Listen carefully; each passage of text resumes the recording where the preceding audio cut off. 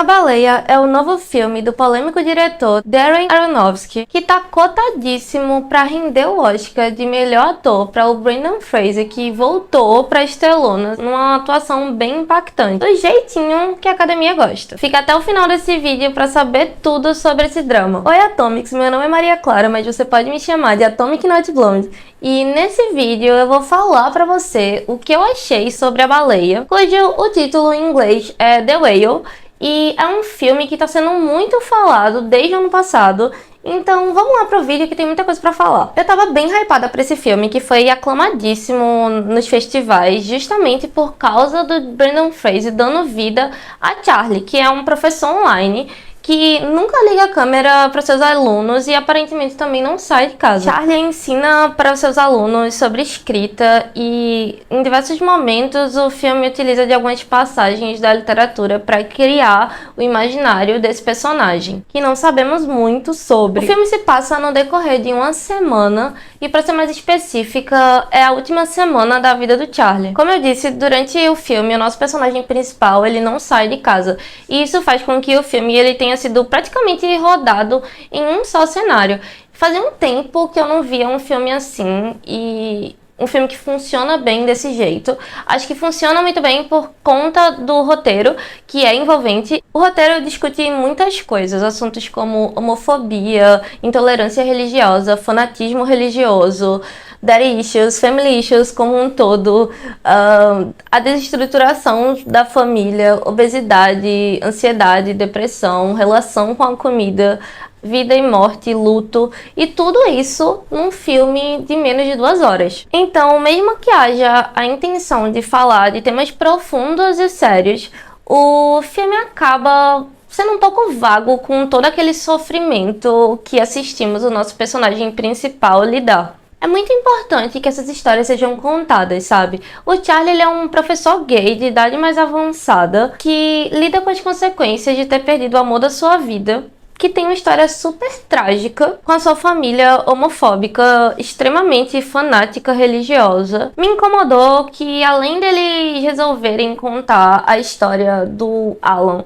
um pouco tardiamente até, e eles contam o motivo de um jeito meio jogado, eu acho que eles não precisavam ter colocado o Charlie para passar pelo mesmo tipo de violência que matou o Alan e que mata LGBTs ao redor do mundo diariamente. Então, assim, realmente eu achei que foi um pouco demais ter tido aquele outro personagem que representava basicamente essa igreja e essa crença de salvação, que matou o Alan e que também foi uma das causas, a principal causa do Charlie estar daquele jeito. Então o filme ele não se contenta em falar do luto de um homem que deixou uma vida para trás para viver o amor da sua vida e está enfrentando uma série de consequências após isso ter acontecido, mesmo que uma coisa não tenha relação com a outra, mesmo que às vezes o filme queira fazer essa ilação, que eu achei um pouco problemática,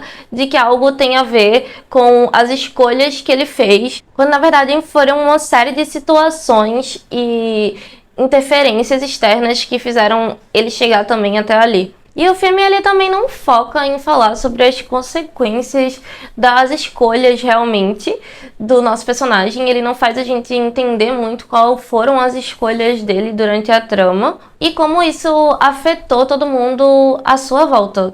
Seja a sua filha, que é interpretada pela Sadie Sink, e a Liz, que também tem uma atriz maravilhosa, que eu vou deixar o nome aqui na tela. A Liz é a melhor amiga dele, enfermeira, cunhada, que parece ser a única pessoa que se importa com ele no filme todo. A filha do Charlie, interpretada pela Sadie Sink, a Ellie, o nome dela é Ellie, e ela é uma adolescente muito escrota. Ela realmente é uma pessoa revoltada. É difícil de lidar com ela na tela. Ela tá ali pra fazer ele se sentir mal e fazer a gente se sentir desconfortável de ver o que ela tá fazendo com ele na situação que ele tá. Mas mesmo que ele não estivesse naquela situação, meio que ela realmente é uma personagem muito desagradável. Eu acho que a menina interpretou muito bem, a atriz. Não acho que tem tanto problema na atuação dela, mas realmente às vezes fica um pouco como se ela estivesse forçando ser aquilo ali, mais do que ela talvez realmente seja, tipo, enquanto o tipo de atuação que ela tem antes mesmo, sabe? Assim, as outras personagens dela acho que não condizem com esse tipo de comportamento que essa personagem tinha e meio que ficou um pouco teatral, ficou um pouco demais. O filme em si, ele tem uma atuação bem teatral e eu normalmente gosto desse tipo de coisa no filme.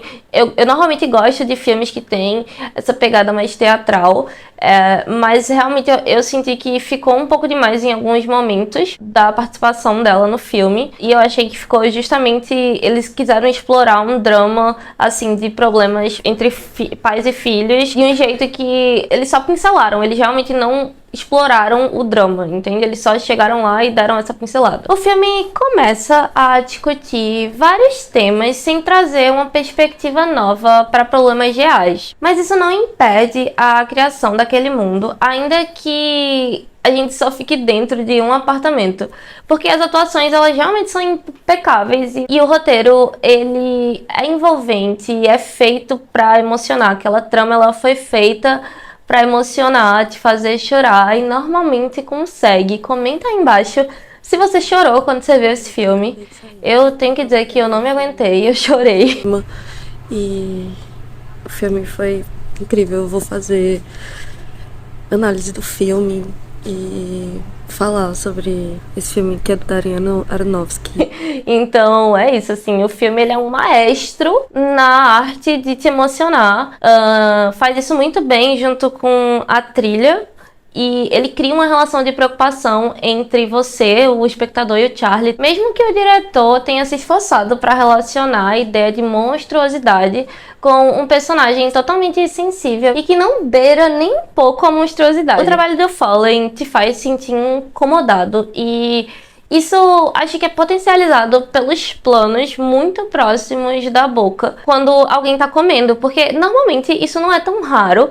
Quando acontece, é pra causar uma sensação de nojo. Acho que é essa a principal mensagem mais subjetiva numa cena como essa. E eu acredito que era essa forma que ele tinha pra realmente tentar fazer com que a gente sentisse nojo daquele personagem, porque apesar da estrutura corporal dele ser uma estrutura totalmente atípica e que o diretor ele realmente insiste em utilizar planos totalmente desconfortáveis pra meio que aumentar algo ruim que o público pudesse sentir sobre o Charlie por conta disso.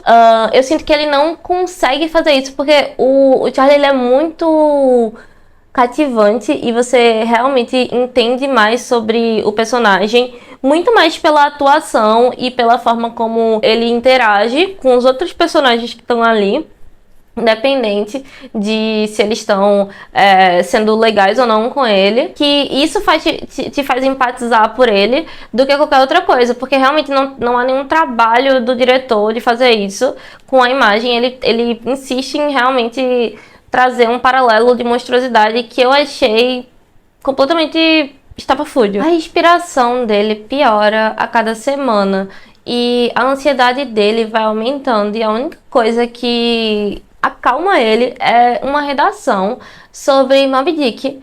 E no fim só do filme é que a gente vai saber por que ele era tão apegado a esse texto.